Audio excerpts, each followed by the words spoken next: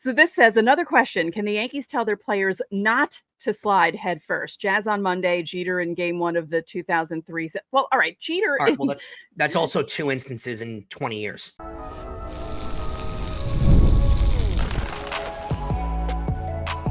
You are Locked On Yankees, your daily New York Yankees podcast. Part of the Locked On Podcast Network, your team every day. Welcome to Locked On Yankees, which is part of the Locked On Podcast Network, your team every day. Thank you for making us your first listen every day. I'm Stacey Gotsoulias. This episode is brought to you by PrizePicks, the easiest and most exciting way to play daily fantasy sports. Go to prizepicks.com/LockedOnMLB and use code all lowercase LockedOnMLB for a first deposit match up to $100. With me, as usual, my co-host, Brian McKeon. Brian, it's Friday again. Yes, it is. Thank God, right?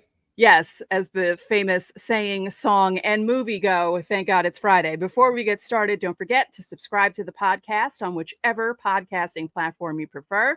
Subscribe to our channel on YouTube, like our videos, hit the bell so you know when those videos go up. It's Fanmail Friday. We will briefly preview the series against the Tigers at the end of the show, but the rest of the show is going to be Fanmail Friday. So let's just jump right into it. Our first question, as usual, comes from insiders, and it's Betty, as usual, but there's a twist here because Betty and insider Danny Wagner asked similar questions. So we're going to read them both at the same time. So here we go. This is the only way you get to tag along with Betty, by the way. This is like a little loophole in the system. Yes, if you ask the same question as Betty, congratulations. You're like 1 and 1A with Betty. Okay. Fanmail Friday. Peraza gets called up again. Do you think they'll actually play him enough to see what he can really do, or will they use him occasionally, resulting in him cooling off? Side note, it was so exciting to see Soto hit 3 home runs in one game, but shouldn't everybody be hitting off the White Sox? I'm typing this before Wednesday's game, so hopefully it will get better for everybody. Betty, it got better for everybody on Wednesday. And then Danny Wagner's question. Now that Peraza is up with the team, he has no options, so he can't be sent back down. What do you see happening to him as the season continues? Yeah, full disclosure, we hadn't realized, me and Stacey, how many options Peraza had left. At least I hadn't. He's done basically because of a clause in the options where if you spend more than 90 days in AAA or in the minor leagues in general, it basically adds another option year that the team can't use for you down. So that it kind of inhibits. So like their Yankees are not doing that with Will Warren. One of his option years is being used up because they're because he's on the 40-man roster because he's being used when he gets called up. However, the other option year, it's not adding up a second option year because he's not spending more than 90 days consecutively in the minor leagues because they keep wanting calling up at random times. Like once a week. Yeah, exactly. Whereas Peraza, it wound up being used up because he spent the whole year in the minor leagues. So it kind of was a little caveat in the system. Regardless, he has to stay in the majors. And I don't think he was going to go down anyway at some point this year just because the September call-ups are in less than a month at this point. So I think he was going to wind up staying with the team anyway. Betty, the best answer that I can give you that I don't think you want to hear from me is I sure hope so. Right. I hope they play him. I hope they give him the opportunity.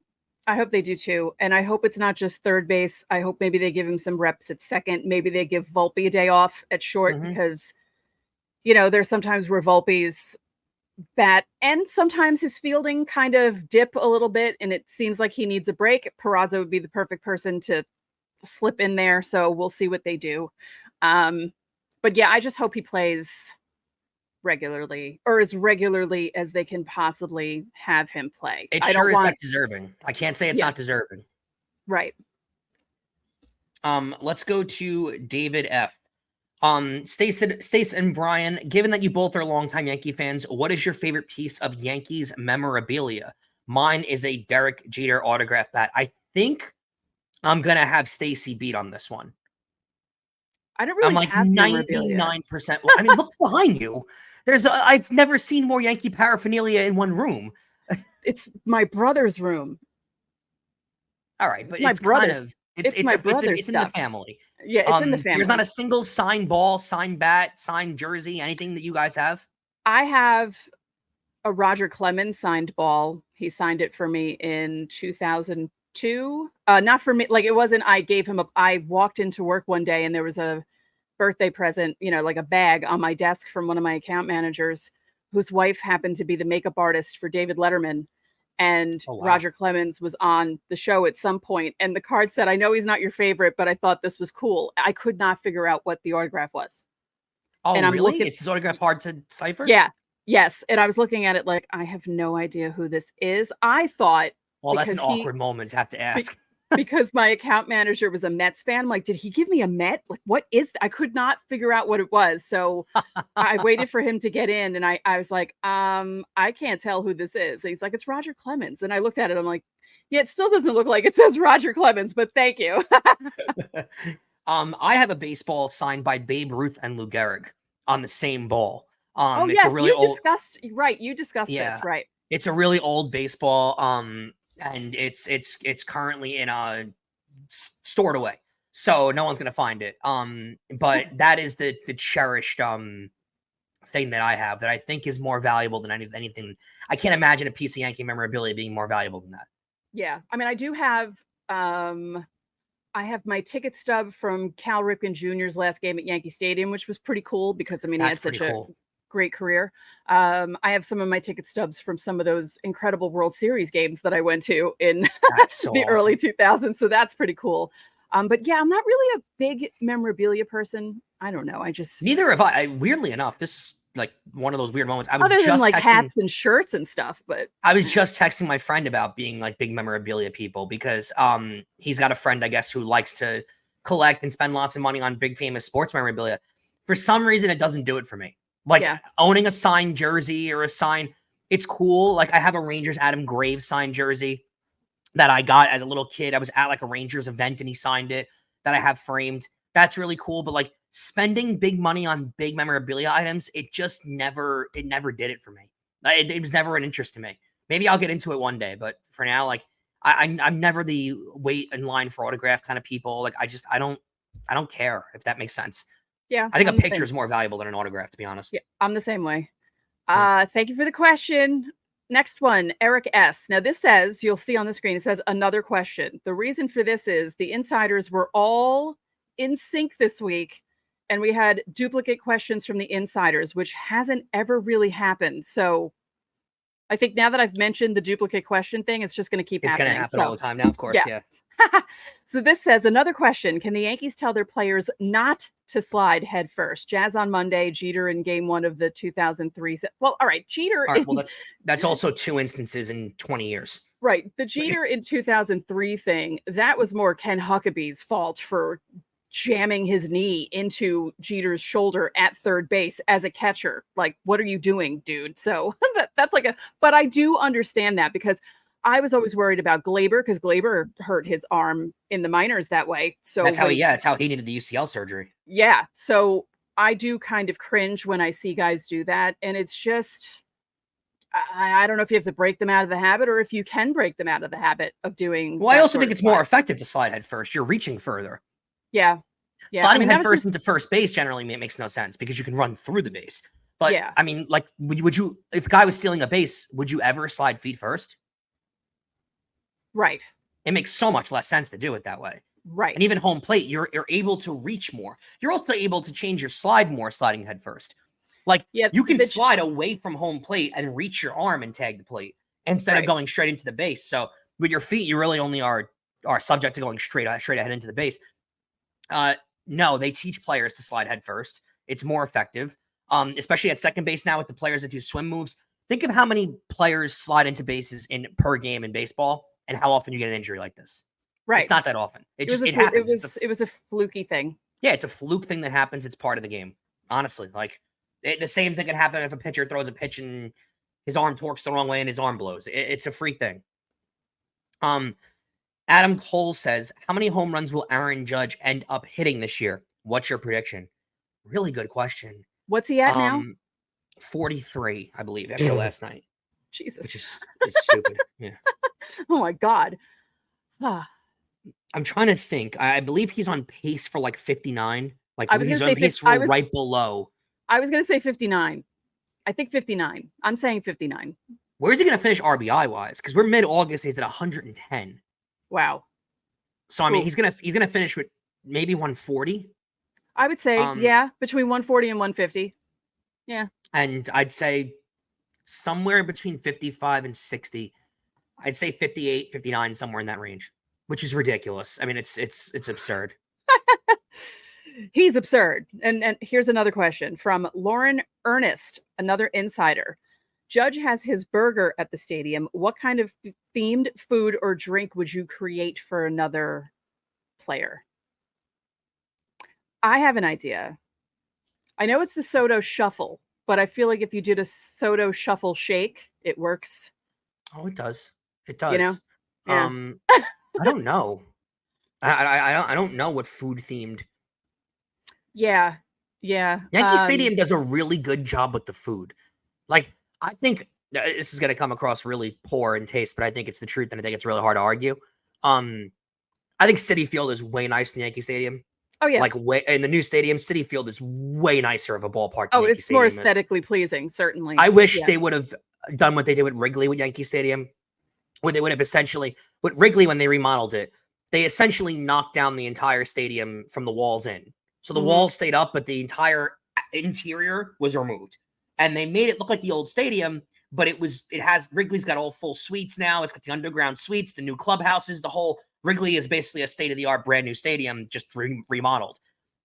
I desperately wish they did that with Yankee Stadium, where the old one kind of stayed up by the walls, but they rebuilt it so it looks like the new one on the inside.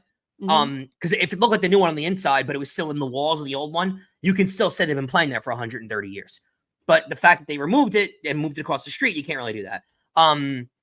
But the one thing Yankee Stadium has over Citi Field for sure is the food.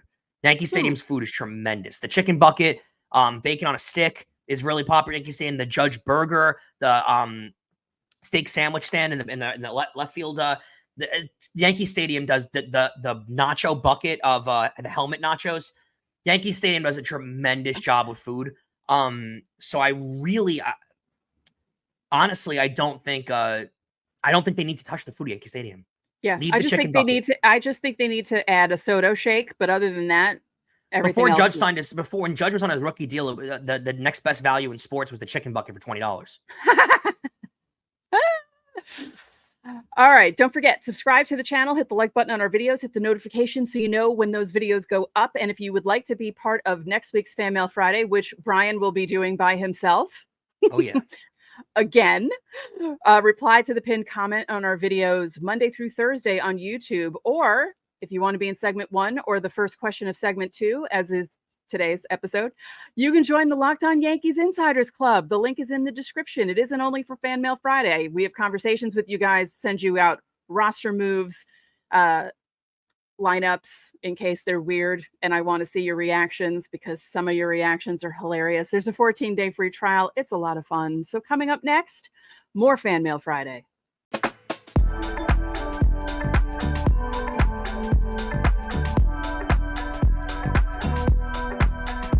It's summer, and we all need to keep cool and hydrated. So when you're taking in America's pastime, don't forget to hydrate with Liquid IV's Popsicle Firecracker flavor, a surefire summer hit.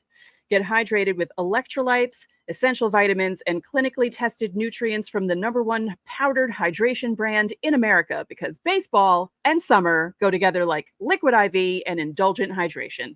Blast off with the iconic summer flavor of Popsicle Firecracker, a festive blend of citrus-fueled lemon lime, tart cherry, and raspberry flavors. It looks like the Rocket Popsicle, basically, on the package, which is pretty cool. You can find all your favorite flavors on their website, from lemon lime to pina colada. I personally love strawberry lemonade. I like to drink it after workouts. It's perfect.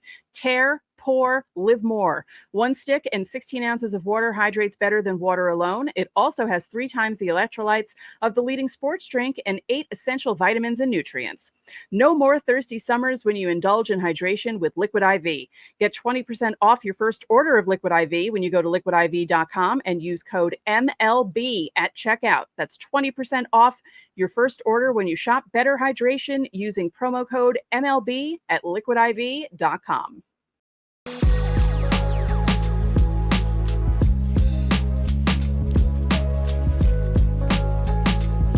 Welcome back, and thank you for making Locked On Yankees your first listen today. For your second listen, enjoy the Locked On MLB podcast. Host Paul Sullivan, aka Sully, is here daily to provide national expertise with his trademark humor to help you get ready for the MLB playoffs here in the dog days of summer.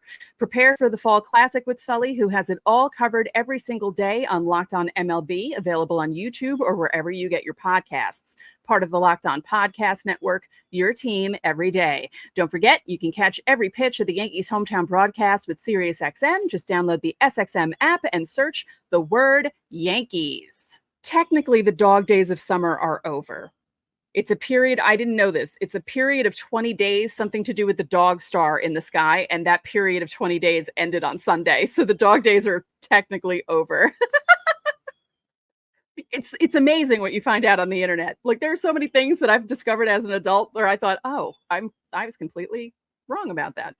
All right, so continuing with Fanmail Friday. Now, this is something that just came out, and Aaron L., our insider, and this is our last insider question, is asking us about it. It says, so MLB wants to incentivize or enforce a 6-inning minimum for starting pitchers and might employ a double hook for the DH to get it done. What do you think of this? What do you think this would actually accomplish? So I did see this earlier reported on ESPN today. I don't know if this would ever get approved, so I do feel like it's kind of a moot point. I don't think they would ever agree to this. However, I think it would be effective. Now, they want to be able, apparently the only stipulation you'd be able to remove your pitcher is if before the 6 innings they had reached 100 pitches, which most guys do anyway. Right. And, or you reach 4 earned runs, which again, most guys, if they're going to get removed before the 6th inning, probably did anyway, or there's a legitimate injury. And if you leave because of injury, then you must, go on the IL. And if you want to remove a pitcher for any other reason before that, you lose your DH, and then the pitcher winds up hitting. There's too many ways around this. If it got approved, I think, there's too many ways to shuffle it. And I think the fact that there are so many ways to approve it, to get around it, means why would teams agree to it?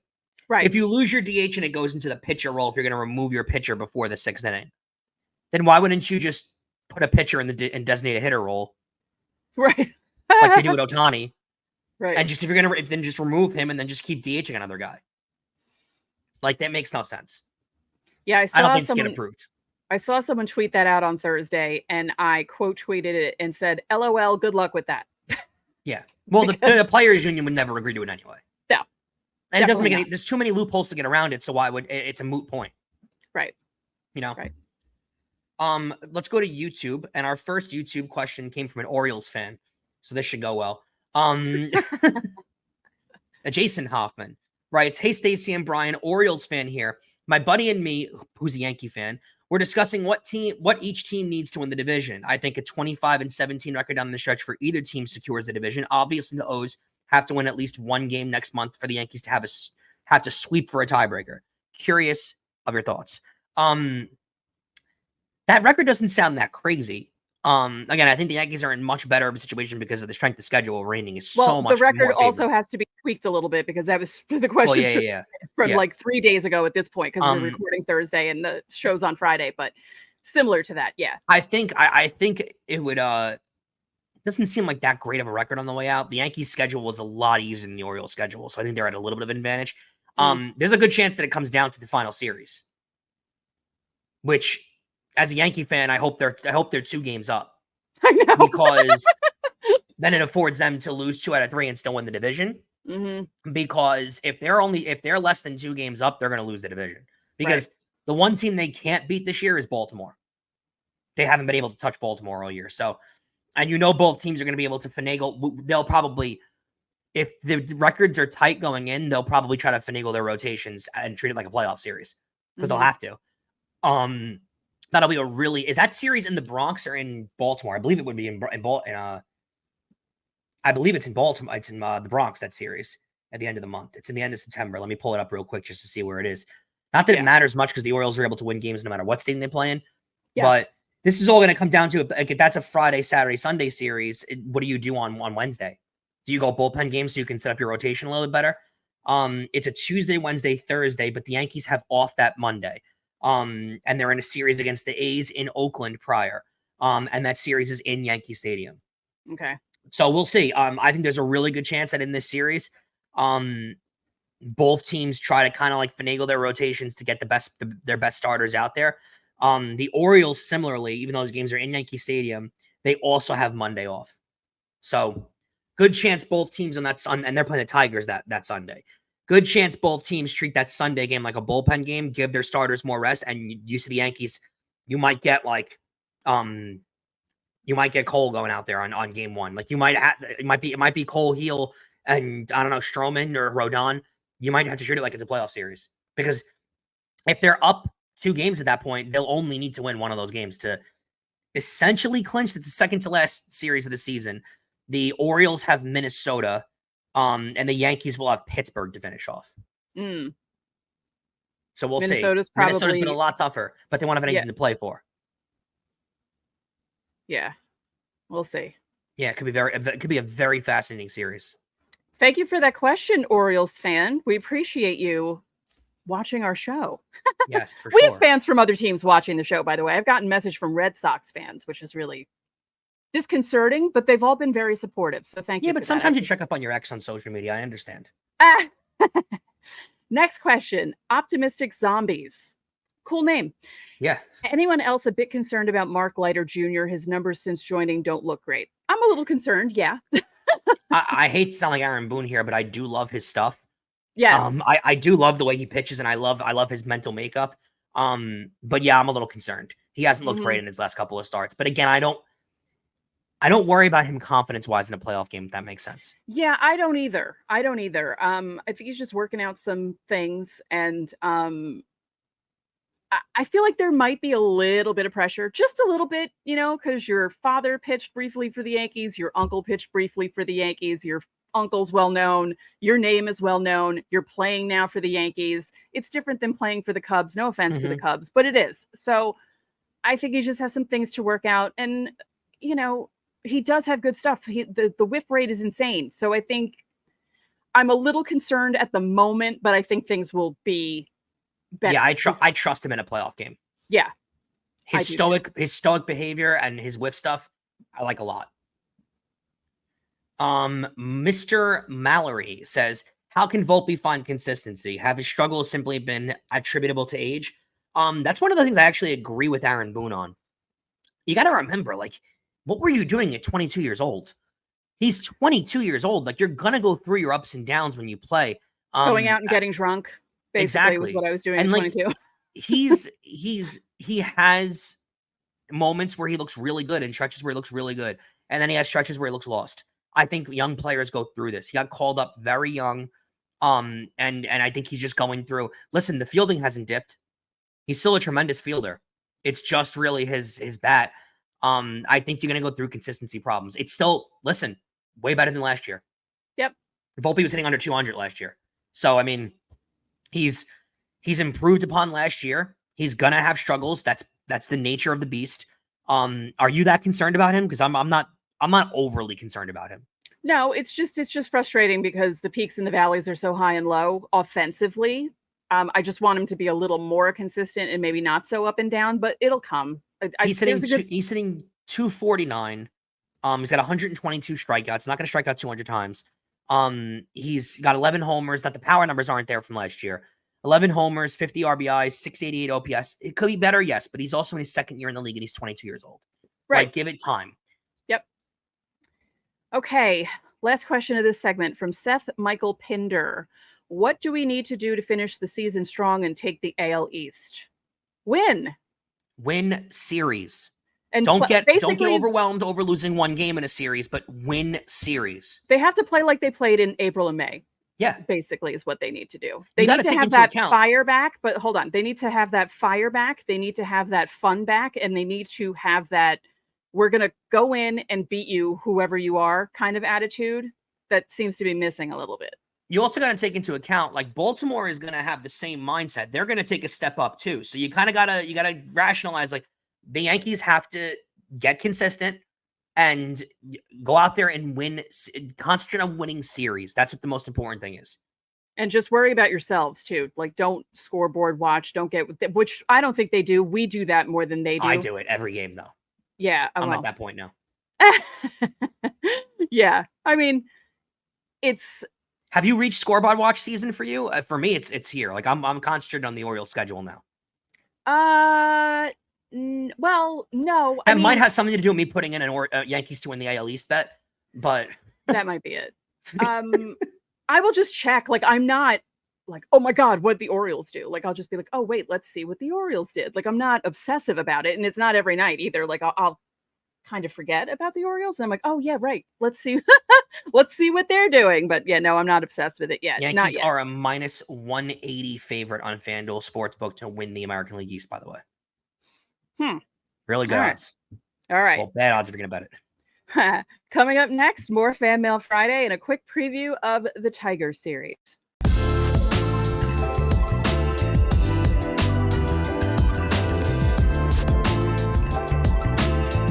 PrizePicks is the easiest and most exciting way to play daily fantasy sports. And unlike other apps on PrizePicks, it's just you against the numbers. All you do is pick more or less on 2 to 6 player stat projections and watch the winnings roll in. You can now win up to 100 times your money on PrizePicks with as little as 4 correct picks. You can turn $10 into $1,000. And with the NBA season over, the hoops action doesn't stop on PrizePicks.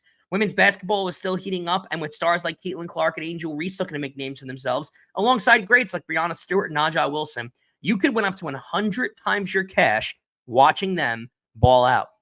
How about some baseball picks as the season winds down? You look for Gleyber Torres. What about a guy like Anthony Volpe, who we look to try and heat up and get things going?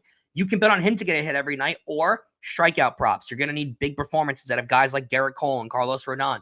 Look to take their over in strikeouts. And you can do all of that on PrizePicks. You just got to download the PrizePicks app today and use code ONEWORD, Locked On MLB, for a deposit match of up to $100. That's code Locked On MLB on PrizePicks for a deposit match of up to $100. Pick more, pick less. It's that easy.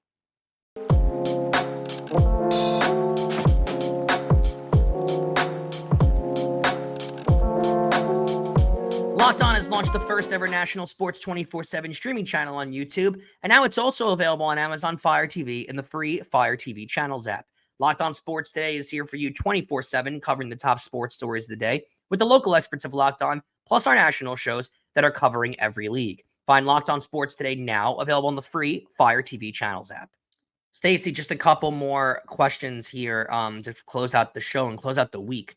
Thomas Rafferty says, I thought the Yankees were going to have to play the Astros in the postseason this year. Now I'm not so sure.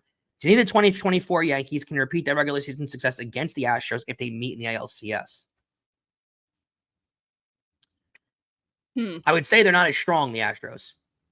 They're not as strong as they've been in years past at all. Not as scary to go after. I would still personally choose to not play them. Right. Like, I'm good. Right. I'm good. I don't need to see them. Yeah, no, I don't need to see them either. No. It works for me. No, thank you. People keep making that point that they have to beat the Astros, like you almost have to slay the dragon to like actually make a World Series feel good.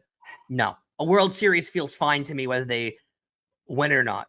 I can see that though, because I kind of felt that way when they finally beat the Angels in 2009. But I also said to one of my coworkers, I said, the Yankees are going to beat the Angels. It's a 7-game series. The last 2 times have been 5-game series. If you make a mistake in a 5-game series, you don't really have a chance to recover. Where the Yankees, you have more of a chance to recover in a 7-game series. He was a Met fan. He was betting against the Yankees. But I said, the Yankees are winning in 6. I should have put money on it. Should have. But I especially didn't. On exactly in 6. Yeah. Yeah, I don't think they need to like quote unquote slay the dragon and go beat the Astros. A World Series would feel great to me.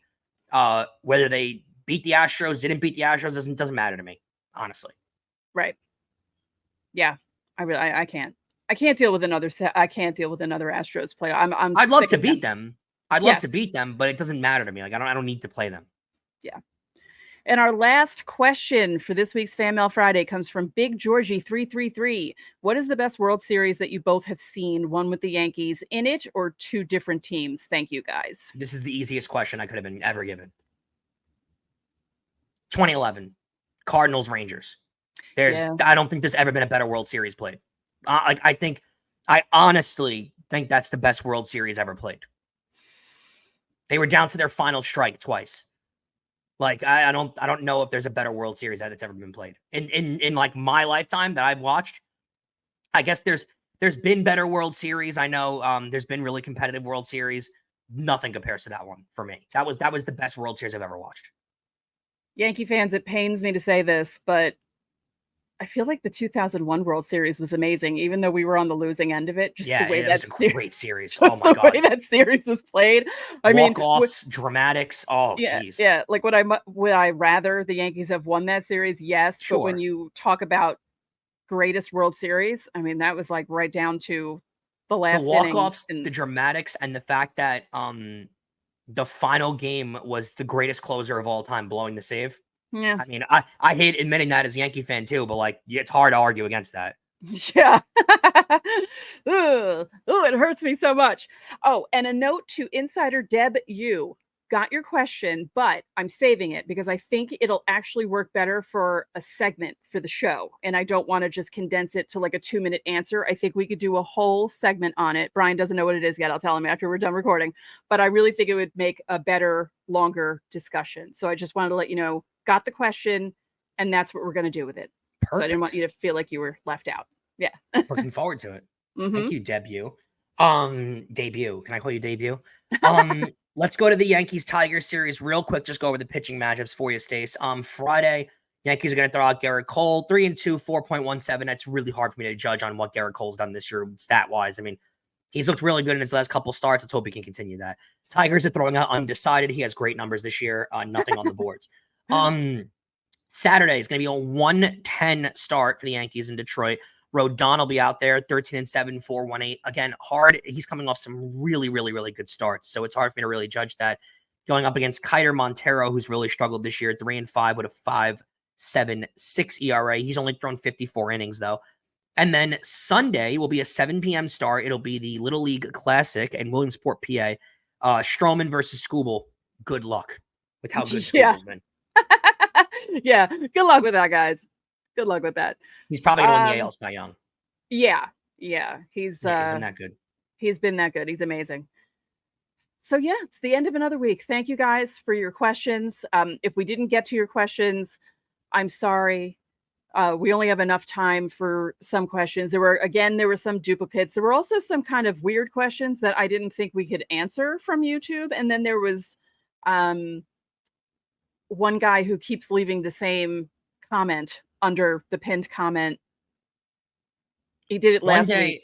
One day, maybe I'll do a solo episode for you guys. I'll do a weird question Fanmail Friday. So any of the weird ones I'll take care of. Hey, maybe next week, because Brian will be by himself for next Fanmail Friday. Yeah, send your weird questions. Yeah, send the weird ones in, because he'll record the show and then I'll be editing it. And so I'll be editing it from vacation. That'll be fun.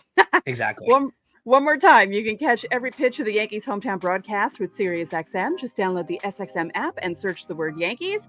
And we'd like to thank you for making Locked On Yankees your first listen today. Now go check out the Locked On MLB podcast. Prepare for the Fall Classic with Sully, who has it all covered every single day. You can find the link to Locked On MLB in the description below if you're watching on YouTube, so you don't have to search. Part of the Locked On Podcast Network, your team every day. Coming up next week, recapping the series against the Tigers, previewing 2 home series, one against the Guardians and one against the Rockies. So one pretty tough and the other one shouldn't be tough, but who knows with the Yankees. And we will start the week with Minors Monday. So that's going to do it for this Fanmail Friday edition of Locked On Yankees. I'm Stacey Gotsoulias. And I'm Brian McKeon. We'll see you guys next week.